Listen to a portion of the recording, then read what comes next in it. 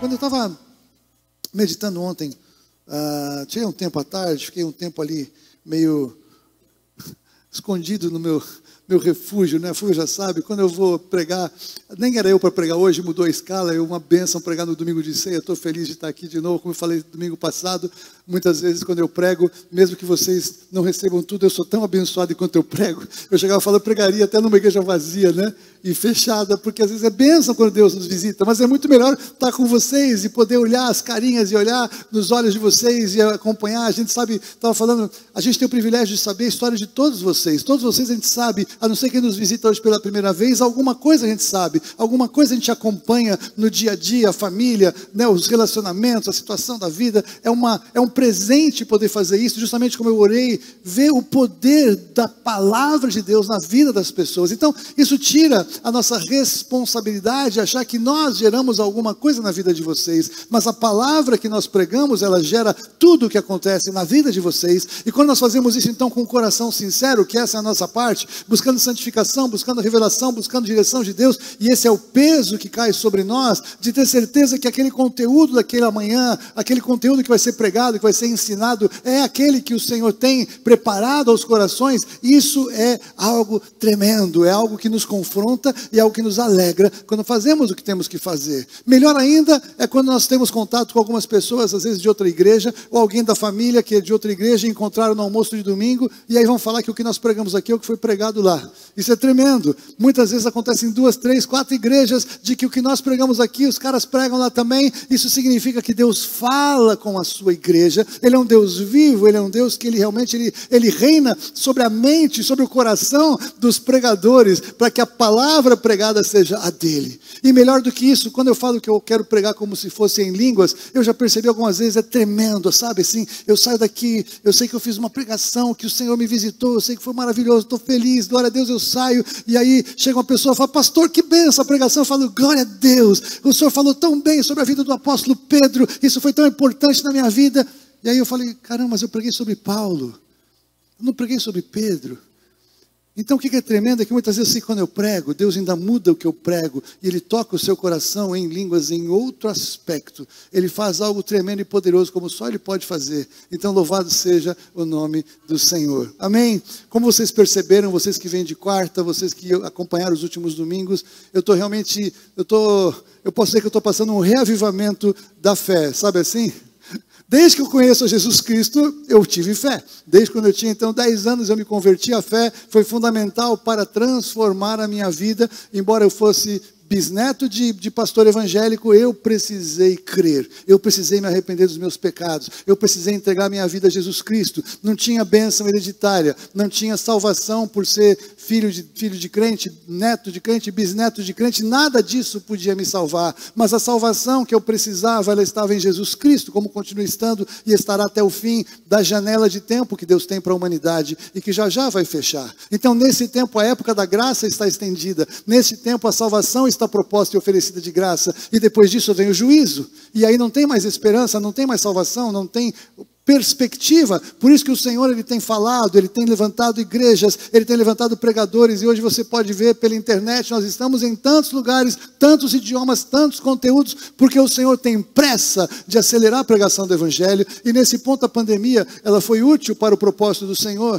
porque todas as igrejas, se não todas, a maioria delas, colocou suas programações no ar, colocou pregações, colocou conteúdos, colocou ensino, colocou testemunhos, colocou adoração, colocou tudo o que podia e não podia. E nós nunca tivemos tanta pregação do Evangelho em tantos lugares do mundo, em todos os idiomas, de todas as denominações. Louvado seja o nome do Senhor. Cada um pôde ouvir daquela maneira que teria um coração mais aberto para ouvir, porque o Senhor prepara, né? Há uma identidade de quem prega com quem deseja ouvir, daquele pregador, daquela pregadora. E isso é legal, porque o Senhor, então, Ele tem todos os seus ingredientes necessários para tocar cada coração. O Senhor sabe exatamente quem levantar para falar para cada pessoa, para que cada pessoa que vai ouvir tenha a melhor condição de receber a palavra pela unção do Espírito Santo, mas é claro, pela identificação pessoal, pela identificação de cultura, de maneira de falar, de se expressar. Tudo isso faz parte da maneira que Deus age, e o Senhor reina sobre tudo e sobre todos, como já falamos hoje aqui. Então a fé, a gente vai, como eu tenho procurado colocar, a fé ela é apresentada como um grão de mostarda. E se nós não entendemos isso, parece que se eu não tiver uma fé de um tamanho de mostarda para mover um monte, então, meu Deus, o que sobra? Sobra uma fé subatômica, né? Uma micro fé. Mas não é isso que a palavra de Deus diz. A palavra de Deus nos diz, como eu falei semana passada, que a fé, ela é como um grão de mostarda comparado, no sentido de que ela deve crescer de uma maneira tão grande, como uma transformação absoluta, que ela se torna como que uma árvore, uma hortaliça gigante, que é a que tem no Oriente Médio, em que ela começa como aquela sementinha, e ela tem galhos, e as aves do céu vêm para estes galhos. Ela é enorme, é desproporcional. Mas então, sempre que nós semeamos, todas as sementes de Deus, a semente vai frutificar. A semente, a palavra de Deus nos diz que ela frutifica 30, 60 e 100 por um. Então toda semente, mesmo a semente pobre ou pequena, maltratada por um crente meio preguiçoso, que não gasta tempo lendo a palavra, que não ora, que não faz nada, mesmo uma semente assim, ela vai multiplicar a 30, 60 e 100. Mas o Senhor nos chama então a não ter apenas uma semente, mas a ter várias sementes. Então nós temos que semear várias sementes que se multiplicarão em várias colheitas, e se multiplicarão em vários frutos, em várias expressões de multiplicação. Então, com uma você pode ter várias, você tem que semear muito. Então, todas as coisas que o Senhor nos chama a fazer, Ele nos chama a semear e semear muito. Semeamos boas obras, semeamos serviço, semeamos pregação, semeamos ensino, semeamos finanças, semeamos palavras de fé. Todas as coisas que nós vamos semeando, elas vão se multiplicando, porque esse é o sistema do reino. Mas a fé, então, a responsabilidade de crescimento da fé, da sua fé, não é minha, não é de Deus, mas ela é sua. Alguns estão ligados. Quem faz a sua fé crescer? É você? É você? Vou explicar, eu sei, vocês têm razão. Calma, eu chego lá, gostei, legal, o pessoal aconselhando aqui, vai me expressar bem. O que acontece? Tem um texto maravilhoso que todo crente gosta, porque tem texto que crente não gosta tanto assim. Mas esse aqui é maravilhoso, olha. E tudo quanto pedirdes em oração, crendo, recebereis. Aleluia! Aí o cara que não entende exatamente o que a Bíblia fala, vai achar que ele pode pedir qualquer coisa e Deus vai dar. Aí se ele pede qualquer coisa e não acontece nada, ele fala, Deus não funciona. E aí ele vai procurar alguém que diz que, olha, vem aqui, você dá uma grana, eu vou orar e você vai receber. E essas pessoas preferem justamente buscar essas pessoas que dizem que se der uma grana vai conseguir alguma coisa da parte de Deus, porque na verdade não querem crer, não querem estudar, não querem saber do que se trata, não estão realmente envolvidos com o Deus da bênção, querem a bênção de Deus e querem ir embora viver a sua vida como se isso fosse possível. E aí é como se fosse alguém achar que pode bater a carteira de Deus com todo temor, falar assim, Deus não está olhando, eu pego uma bênção e saio correndo. Sabe assim, alguém falar uma coisa dessa? Que coisa absurda.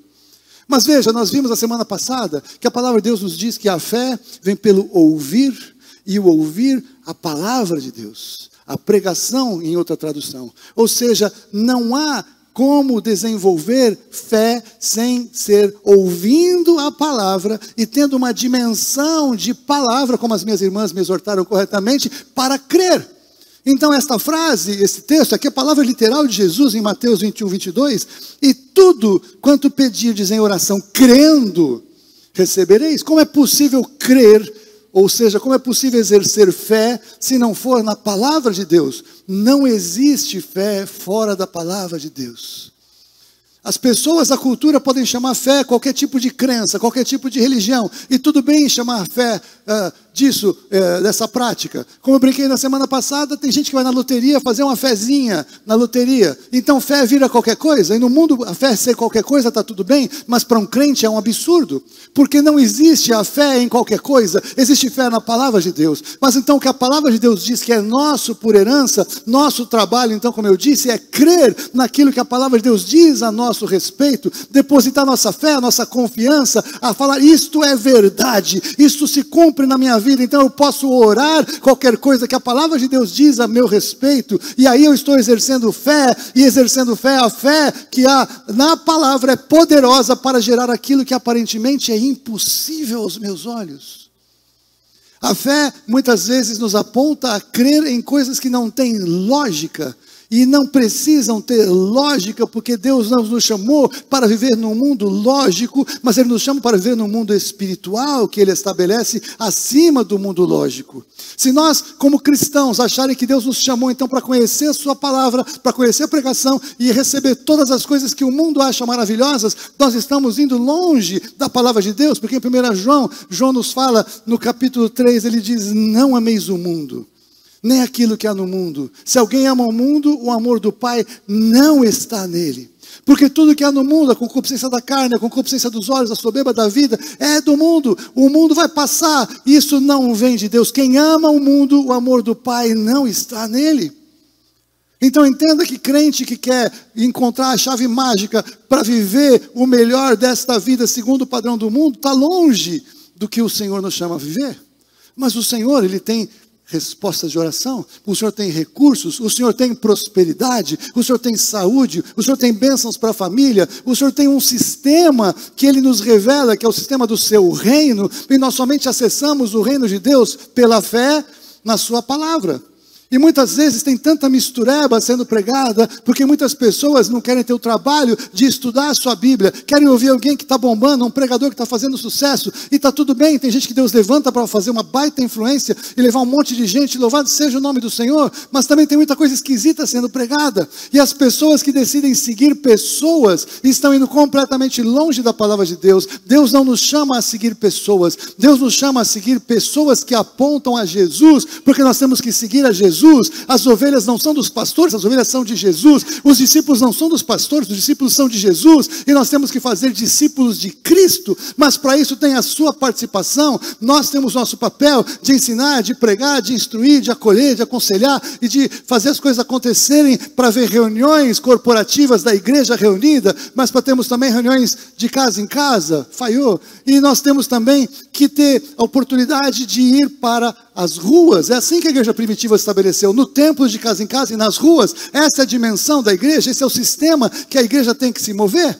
E aí o que acontece é que não adianta as pessoas fazerem isso, se não vocês, mas outras pessoas não fazem nada, não leem a palavra, não conhecem a palavra, não acham que 20 minutos, meia hora, quando fica 40 minutos, 40 minutos de pregação, num domingo, 4 domingos, aí tem um domingo que acontece que a tia Maroquinha vem, a pessoa falta, são 3 domingos. Achar que isso vai fazer a sua vida cristã ser fortalecida na fé, que isso vai levar você a grandes experiências com Deus, você está redondamente enganado.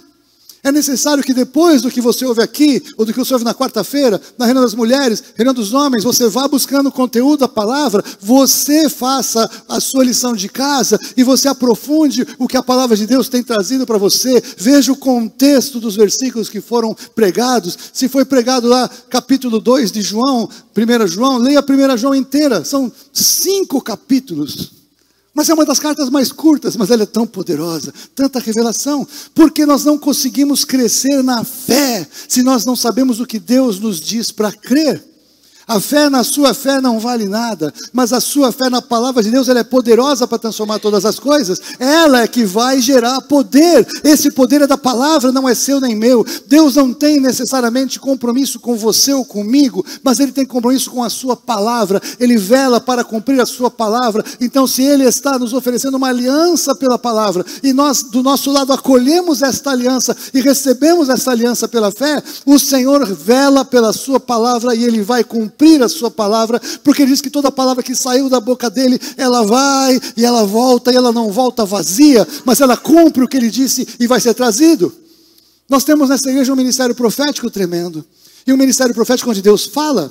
Agora, sabe como você faz para ter certeza se o que foi falado é de Deus? Conhecendo a palavra. E aqui a gente checa isso. Ninguém vai profetizar na sua vida, nem pôr a mão na sua cabeça nessa igreja, assim, na gente que a gente conhece, que a gente anda junto, que a gente come sal junto, e a gente pode reconhecer que são pessoas que falam da parte de Deus, sim, e louvado seja o nome do Senhor. Mas se um dia algum dos profetas desta casa tiver tido uma dor de barriga, tiver tido uma dor de cabeça, e falar uma coisa um pouquinho fora da palavra, saiba que vai ser um dia só, porque no outro dia vai voltar e vai trazer a palavra correta, porque aqui o pessoal tem zelo para profetizar. Se um pregador pode às vezes ser um pouco infeliz na pregação, muito mais um profeta, e está tudo certo. No Velho Testamento, se um profeta profetizasse para vocês que te digo, vai, faz tudo o que eu te digo, faça mesmo, ou era para fazer mesmo, porque naquela época não tinha ainda a palavra escrita. Então, naquela época, Deus inclusive mandava apedrejar profeta que profetizasse algo que não acontecesse.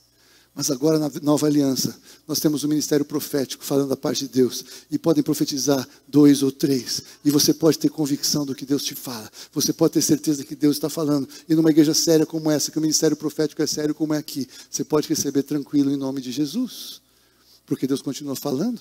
Mas a palavra profética dada pelo Espírito Santo ao profeta não vai contrariar a palavra de Deus dada pelo Espírito Santo aos autores. E é fundamental, então, que você creia na palavra de Deus. E o que tem vindo para mim nesses últimos tempos, vocês perceberam posições que eu tenho tomado, é que tinha coisas que eu mais ou menos eu cria. Sabe assim, mais ou menos crer? Sabe qual é o efeito que mais ou menos crer tem na vida de alguém? Nenhum. Porque não existe meia fé. Não existe, sabe assim, uma mulher mais ou menos grávida? Não existe. E a palavra de Deus ela é comparada até mesmo com essa figura, né? Como é que eu posso dizer para você? Quando o anjo chegou para Maria, ele falou para Maria, o quê? Descerá sobre ti o Espírito Santo, e o poder do Altíssimo te envolverá. E o ser que vai ser gerado em você é filho do Altíssimo. E o que a Maria fez? Que se cumpra em mim, segundo a tua palavra. E naquele momento, Maria, sem ter uma relação sexual, foi fecundada pelo poder da palavra de Deus. E a palavra de Deus gerou vida no útero de Maria, sendo virgem.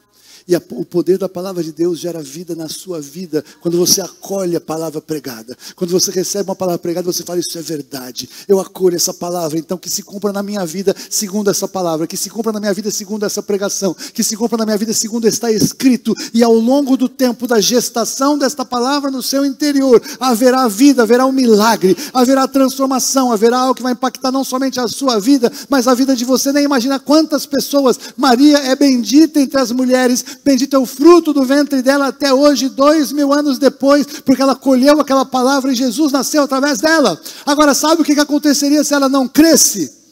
O anjo ia procurar uma outra Maria, porque a palavra de Deus vai se cumprir na vida de quem a acolhesse. Quando o Senhor tem palavra de transformação para uma geração, Ele procura pessoas que acolham a palavra pregada. Ele procura pessoas que abram o coração e digam, é para mim.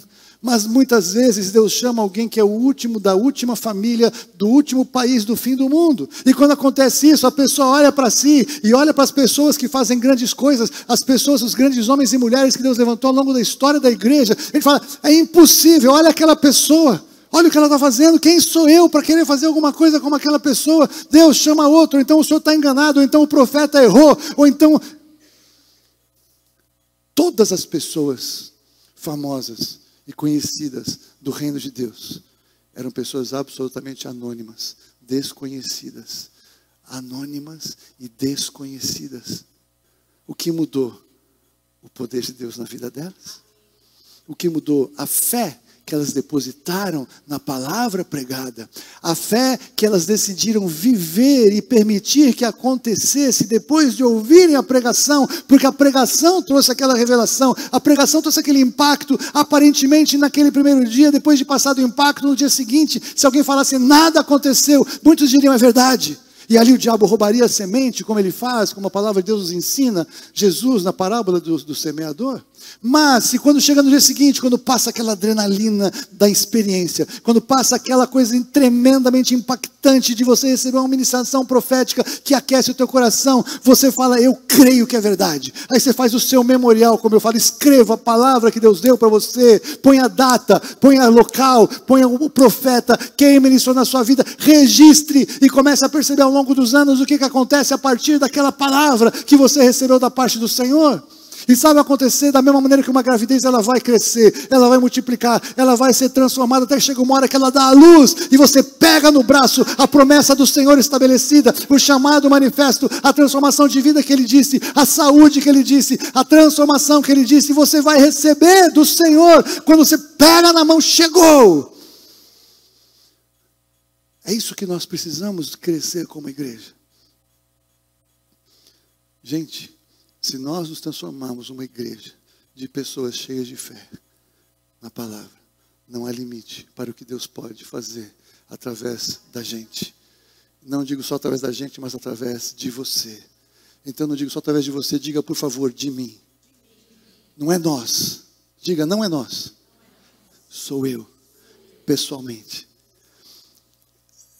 Eu estou vivendo um tempo de muita mudança na minha maneira de ler a palavra, na minha maneira de compartilhar a palavra, na minha maneira de crer em tudo que foi falado sobre a minha vida ao longo dos anos. Então é um tempo de cumprimento na minha vida. Mas você vai falar, tá bom, Haroldo, desculpa, cara, eu não posso esperar até ficar tão velho que nem você para começar a cumprir as coisas que Deus tem para mim, eu tenho um pouco mais de pressa. Aí eu vou dizer para você que eu sou jovem há mais tempo, como minha mulher me lembra. Cada um de nós, Deus tem um tratamento. Cada um de nós, Deus tem um chamado. Cada um de nós, Deus tem um propósito. E a coisa mais maravilhosa no reino de Deus é que ninguém faz mais do que alguém. Todos nós somos chamados a fazer o que Deus tem para cada um de nós fazer. E isso é tremendo no reino de Deus, porque, por exemplo, quando Jesus... É tremendo a gente ver aquilo, né? A gente pensa, se Jesus estivesse presencialmente numa igreja, né? A gente pensa que ele ia estar onde, né? Ah, ele está lá na sala da intercessão, ele está lá orando com a galera, né? Não, imagina, ele está lá com os pequenos, deixa vir os pequenininhos para mim, deixa eu ver o que está ensinando para eles, né? Não, imagina, está com o pessoal do louvor, peraí, que vamos lá? Como é que vai ser o som? O que vocês vão cantar? Ou talvez estivesse lá com o pessoal da diaconia, vamos servir, né? Eu sou Maria, Marta, tudo mais. Não, sabe onde Jesus foi? No templo. Ele foi no gasofilácio. E eu acho que se alguém pregar isso de uma maneira um pouco mais contundente, vai achar que está pregando uma heresia. Jesus, ele estava no templo, na frente do gasofilácio. E sabe o que Jesus estava vendo? Como as pessoas davam o que davam. E o gasofilácio era interessante, porque naquela época, o fundo do gasofilácio ele era metálico, porque o que tinha naquela época eram moedas, não tinha notas, não tinha cartão, nem aplicativo. E o que acontece é que viu aqueles caras assim ricos, e os caras chegavam assim com aquele sacão assim de dinheiro assim, e eles gostavam de fazer aquilo, de jogar assim, aquele barulhão assim, o pessoal, olha só, o cara deu um monte, olha que tremendo. Aí vinha um outro, fazia um barulho maior, puxa, esse deu mais. Os caras ficavam medindo quanto que cada um estava dando, quem estava dando mais ou estava dando menos. E Jesus não estava nem um pouquinho impressionado com quem tinha muito, podia dar muito. O que impressionou Jesus foi quando chegou aquela viúva. E aquela viúva, a Bíblia diz que ela chegou e ela jogou 2 moedinhas. Plim, plim. E Jesus se alegou com aquela mulher. Se fosse hoje algumas igrejas, o pessoal fala, para, que absurdo, cadê o chefe da sinagoga? Está explorando a viúva, ele mentiu, essa viúva deu aqui as moedinhas, ela é pobre, como é que ela faz? Para tudo, processo, o cara manda prender o cara, que horror. Mas Jesus que viu, ele sabia que aquela viúva da sua pobreza, ela tinha dado todo o seu sustento. E sabe o que isso significava? Que agora Deus podia cuidar dela de uma maneira que ninguém poderia cuidar, porque Jesus conhece a palavra. E Jesus ele estava feliz com aquela viúva, porque ela deu mais do que todos os outros que deram muito. Porque a questão não é quanto damos, mas como damos, a proporção do que damos. E o dízimo, por exemplo, nos une e nos iguala todos, porque todos que dão o dízimo igual, mesmo que alguém ganhe 10 milhões e outro ganhe 100 reais, porque se os dois deram dízimo para Deus, os dois deram a mesma coisa. Você está entendendo o sistema de Deus? O que nos iguala é a proporção. Então, se Deus tem para você um ministério para você alcançar 100 pessoas, e você alcançar 120 pessoas, e se Deus tiver um desses caras famosos, 1 milhão de pessoas para alcançar, e ele tiver alcançado apenas 909, como é que é? 100 milhões, vocês entenderam? 99 mil, ele fez menos. E quem ultrapassou a meta fez mais. Você está entendendo a conta? Então você não tem que se comparar com ninguém.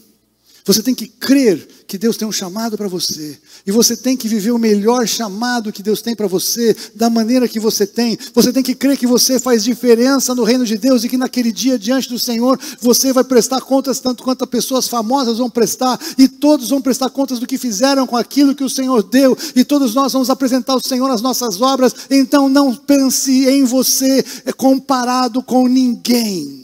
Você não está competindo com ninguém, você está competindo com você mesmo.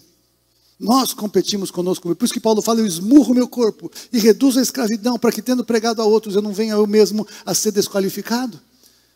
Se você fizer a sua parte, se todos nós fizermos a nossa parte, eu não sei quantas pessoas nós podemos alcançar.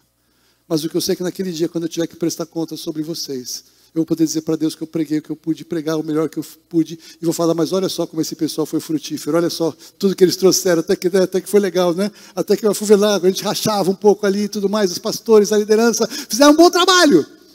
Não, não fizeram bom trabalho nenhum. Jesus fez o trabalho. Jesus fez todo o trabalho. Todo o recurso veio dele. Quem Deus chama você para ser? Eu posso dizer para você algumas coisas, sem medo de errar. Deus te chamou a pregar o Evangelho. Deus te chamou para orar por enfermos. Vamos ler o texto.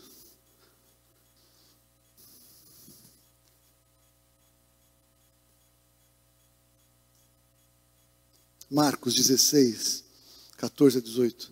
Eu nem sei como eu cheguei aqui, não era nada disso. Mas esse texto eu preciso ler para fechar essa ministração. Glória a Deus. Marcos 16, de 14 a 18. Vou ler pela RA. Obrigado. Os caras já sabem, tudo certo. Ensaiaram. Finalmente, apareceu Jesus aos 11. Jesus morreu. Jesus ressuscitou. Os 11 estão reunidos. Judas já se foi. Quando estavam à mesa, e censurou-lhe a incredulidade e dureza de coração, porque não deram crédito aos que o tinham visto já ressuscitado. E disse-lhes: ide por todo o mundo e pregai o evangelho a toda criatura. Quero só fazer um ajuste, é um preciosismo. A ordem aqui não é o ide por todo o mundo. Aqui o ide é gerúndio. É indo por todo o mundo, pregai o evangelho. A ordem é pregar, porque nem todos vão. Alguns estão em Jerusalém, outros estão em Judeia, outros em Samaria, outros até os confins da terra. Os missionários vão mais longe, tá certo? Mas você não é, não, Deus não me chamou para ir, então não vou pregar o evangelho. Eu já vi muita gente falando isso, eu não vou viajar, eu não vou por todo mundo, eu vou ficar aqui, então está tudo bem. Não! Enquanto você vai, em todos os lugares que você vai, indo, prega. A ordem é pregar. Esta é a ordem do texto. Então, indo por todo mundo, pregai o evangelho a toda criatura. Quem crer e for batizado será salvo. Quem, porém, não crer será condenado. E a condenação é séria, porque quando a gente fala de condenação, mas Deus ele é bom. Como é que ele vai condenar alguém? Deus é amoroso. Como é que Deus vai jogar alguém no inferno? Todos nós nascemos condenados, porque todos nós nascemos em pecado. Já estou pregando o que você vai pregar.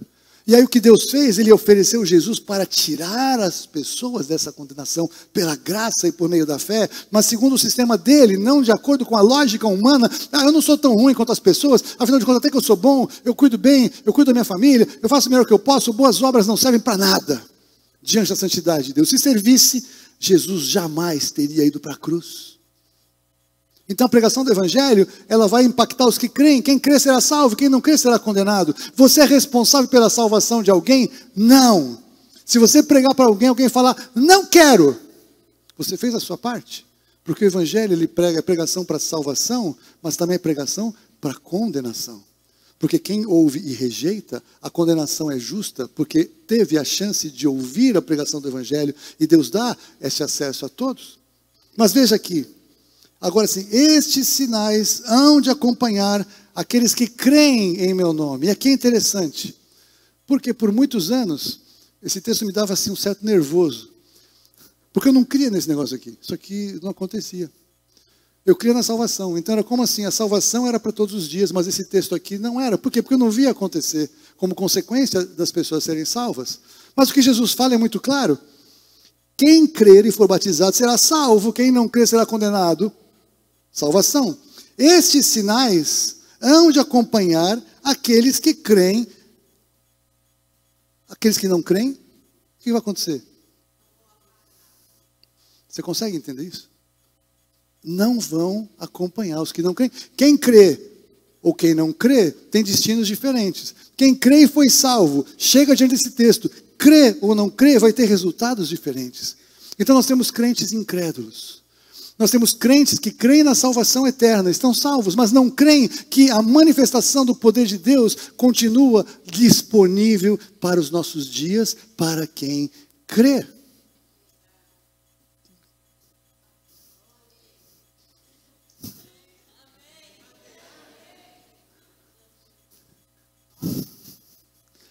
Queridos, se nós decidirmos crer no que está escrito, não naquilo que nós vemos, nós vamos fazer história. Se nós decidirmos não crer no que está vendo, nós vamos chegar no céu e vai ter assim um armazém gigantesco com um monte de coisa que a gente podia ter feito. A gente não, está amarrado no nome de Jesus. Coisas que pessoas poderiam ter feito disponíveis e que não foram acessadas pela fé e que, portanto, não foram vividas nem experimentadas. Mas nós somos daqueles que cremos em nome de Jesus. O que nós temos que crer? Nós temos que crer que aqueles que creem em nome de Jesus expelirão demônios.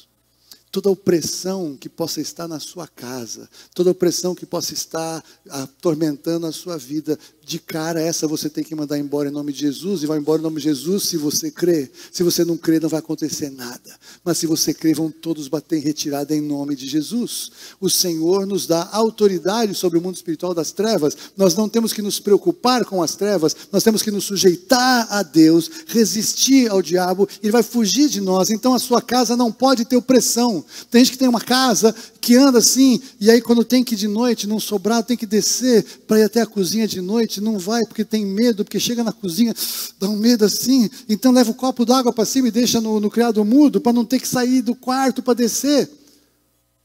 Eu estou falando com alguém aqui, eu tenho certeza disso. A gente tem medo de alguns lugares da sua própria casa. E na sua casa tem que ter a presença do Senhor, a presença dos anjos do Senhor, adoração, louvor. Jesus reina, que se tiver alguém lá de passagem, já manda embora em nome de Jesus e vai beber água. Não tem que perder tempo com isso.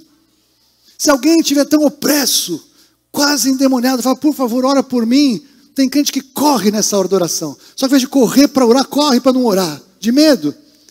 Você pode, se você crer, você vai expelir demônios. O Senhor nos deu autoridade. Nós não temos mais que ter medo das trevas. Eles têm um marketing incrível que intimida as pessoas para não querer fazer isso. Mas nós temos que confiar no que a palavra de Deus diz. Então, se eu creio, eu mando embora em nome de Jesus. Vou falar em novas línguas. Esse texto também sempre me atrapalhava. Eu estava aprendendo inglês. Quando eu vi, o Senhor tem algo tremendo para fazer através de você, orando em línguas. Porque você ora coisas que você não imagina. O Senhor põe você para interceder por pessoas que você não sabe. Tem situações na sua vida que talvez tivesse uma ameaça chegando, e quando você ora em línguas, o Espírito Santo de Deus dá ordem ali e paralisa todas as coisas, e o Senhor edifica a sua fé, e o Senhor te transforma. Então a partir de hoje nós vamos começar a buscar com mais intensidade, que nós possamos ter vocês livres, orando em línguas, fluindo no Espírito Santo, recebendo o poder do Espírito Santo, manifestando tudo isso para a glória dele, em nome de Jesus. Não como uma obrigação, ninguém aqui vai se intimidar a fazer nada, mas nós vamos abrir oportunidades a mais, para que você receba, para que o Espírito Santo te visite, para que o Espírito Santo encha a sua vida, porque Jesus disse que quem crê vai experimentar isso. Que mais? Quem crê vai... Se alguma, pegarão em serpentes. Teve um pastor que eu vi algum tempo atrás, eu li aquelas tragédias, o cara foi pegar uma serpente para fazer lá, demonstrar a fé, a serpente mordeu e ele morreu. Por quê? Porque é claro que não é isso que o texto está falando. Eu posso pensar que Deus está falando que a gente pode desfazer as obras da serpente nas nossas vidas. E eu posso também falar que se acontecer uma situação adversa, como a que aconteceu com Paulo no naufrágio, quando ele chegou na ilha de Malta, e ele foi mexer no fogo, quando ele mexeu no fogo, depois do naufrágio horroroso, que tinha sido coisa terrível, ele tinha profetizado que eles iam ser salvos, e foram salvos, e quando chegaram lá, ele foi mexer no graveto, uma víbora enrolou na mão dele, no braço dele, e aparentemente picou ele. Aí os caras estavam juntos e falaram, poxa, esse cara era ruim mesmo, hein? Escapamos do naufrágio, mas os deuses não deixam ele escapar, olha aí, vai morder, e o cara agora vai morrer. E o que aconteceu com Paulo? Nada. Porque ele pegou numa serpente e não aconteceu nada, porque Paulo é cheio de fé, porque ele estava correto diante do Senhor. Aquilo serviu de testemunho contra os caras que iam acusar. Sabe, o crente quando passa a situação de dificuldade, os caras já ficam olhando, vai dar, o que está acontecendo? Às vezes Deus está só provando a vida, está provando a fé, está chacoalhando as estruturas para saber em quem crê, no que está fundamentado, qual é a verdade da palavra de Deus na sua casa. Às vezes o Senhor permite para nós sermos ainda mais que vencedores em nome de Jesus, porque Ele ensina a sabedoria a principados e potestades através da igreja. É verdade. A Cris teve uma experiência tremenda. A Cris ela estava lá mexendo em alguns lugares lá no interior, lá em Conchas, e aí ela foi picada por um escorpião. Não dava tempo de ir para lugar nenhum, nem fazer nada. Sabe o que ela fez? Ela começou a orar. Ela ligou para a gente orar, intercessão, orando. Aí nós oramos por ela, e passou um tempo, meia hora, 1 hora, 2 horas, a gente começou a ficar um pouco mais tranquilo, que a fé era dela, não a nossa, a gente estava junto ali. E como vocês podem ver, não aconteceu nada. Ela está aqui, louvado seja o nome do Senhor. Depois você pode perguntar o testemunho, ela vai contar melhor. E se alguma coisa mortífera beberem, não lhes fará mal. Mas não é para você pegar um veneno, falar aqui, pessoal, Jesus me guarda, não é isso. Mas hoje a gente nem sabe mais o que a gente come e o que a gente bebe no tempo que a gente vive.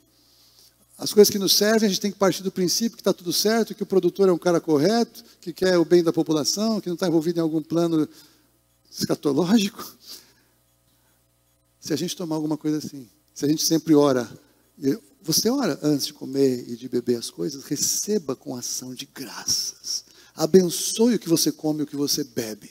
Dependendo do que você for beber, se você não puder orar por aquilo, nem bebe, já pede outra coisa. Está entendendo?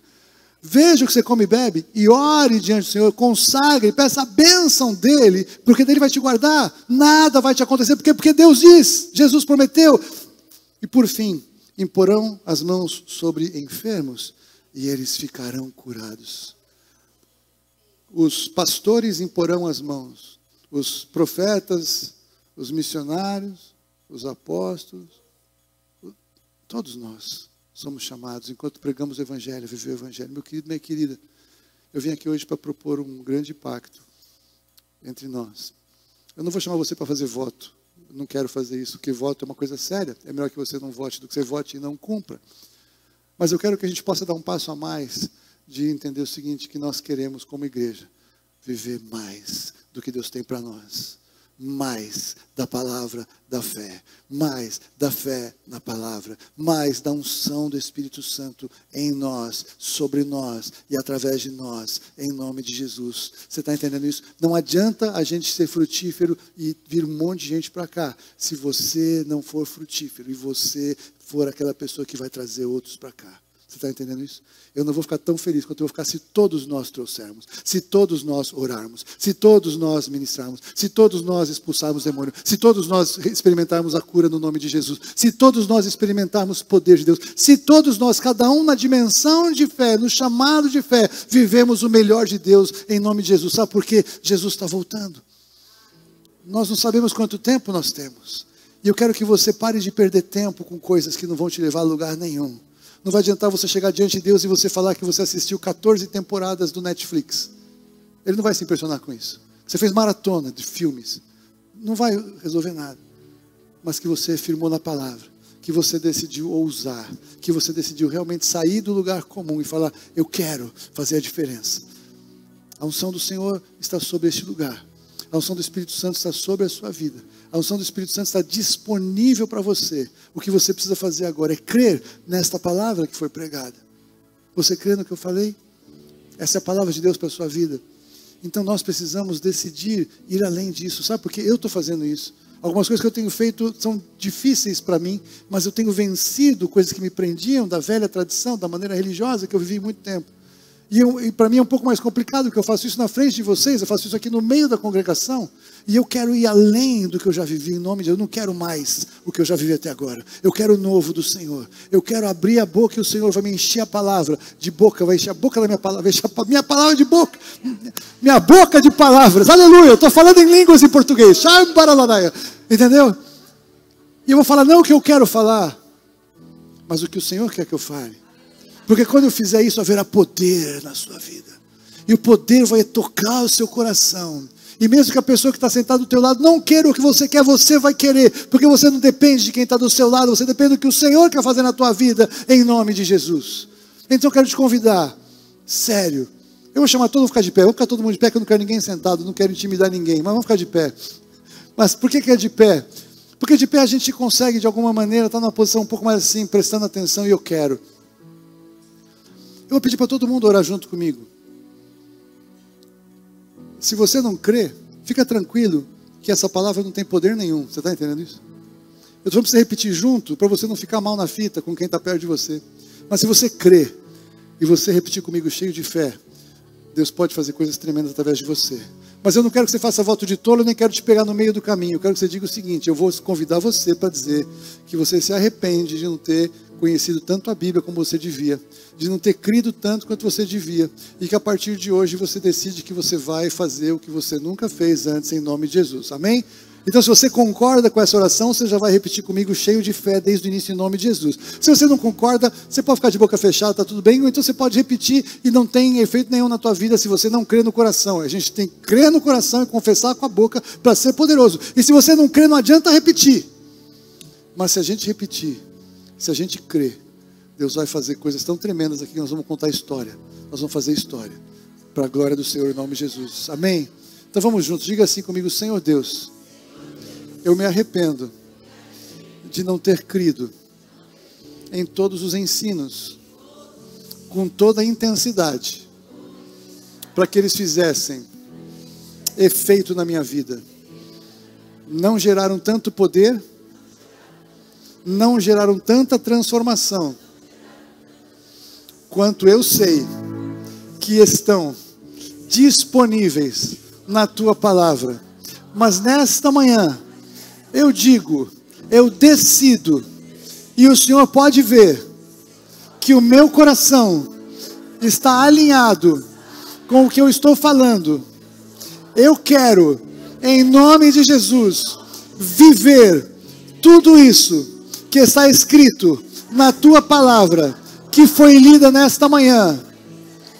E não somente a que foi lida nesta manhã, mas todas as outras que eu já ouvi, que eu até sei de cor, mas até hoje ainda não tinham feito efeito na minha vida.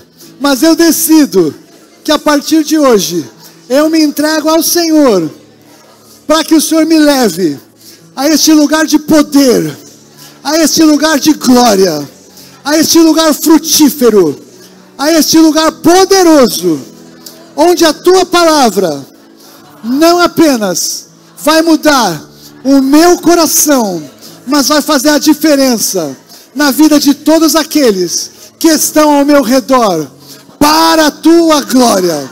Hoje para mim é um dia de mudança. Hoje para mim é uma data memorial.